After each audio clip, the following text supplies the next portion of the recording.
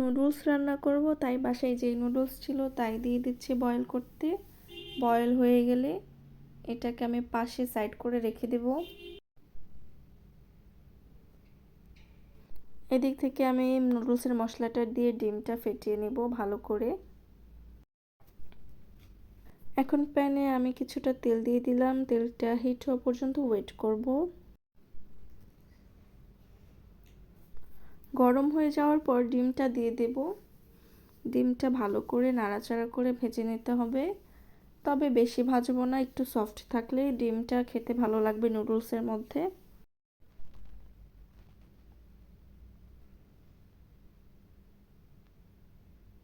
এই যে আমার ভাজা হয়ে গেছে, এটাকে আমি আলাদা করে রাখলাম সাইডে। প্যানে আমি আবার তেল দিলাম।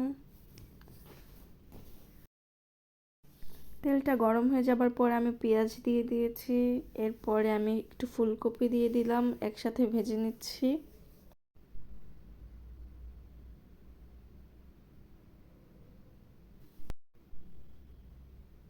এখন আমি কাঁচামরিচ দিয়ে দিলাম, বেশি দিব না।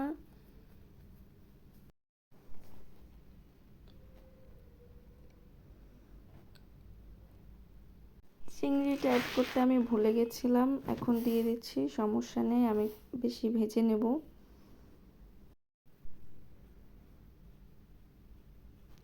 আপনারা আগেই দিয়ে দিবেন, আমার মনে ছিল না।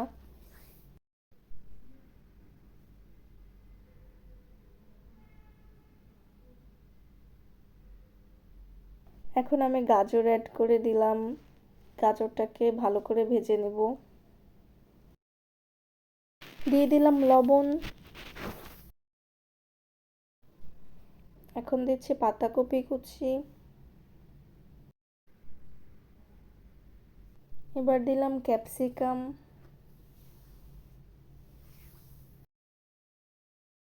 এটা ছিল টমেটো কেচাপ আর মেয়োনিজের মিশ্রণ।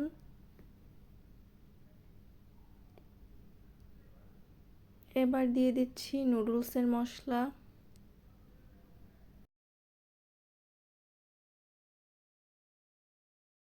একটু নাড়াচাড়া করে এখন আমি নুডলসটা অ্যাড করে দেব। নুডলসটা ভালো করে মিশিয়ে নিতে হবে।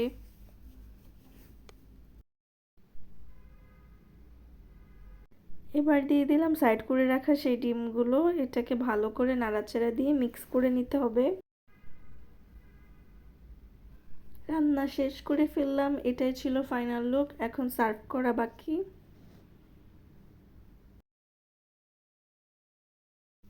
সার্ভ করে নিচ্ছি গরম গরম, খেতে কিন্তু বেশ মজা হয়েছে।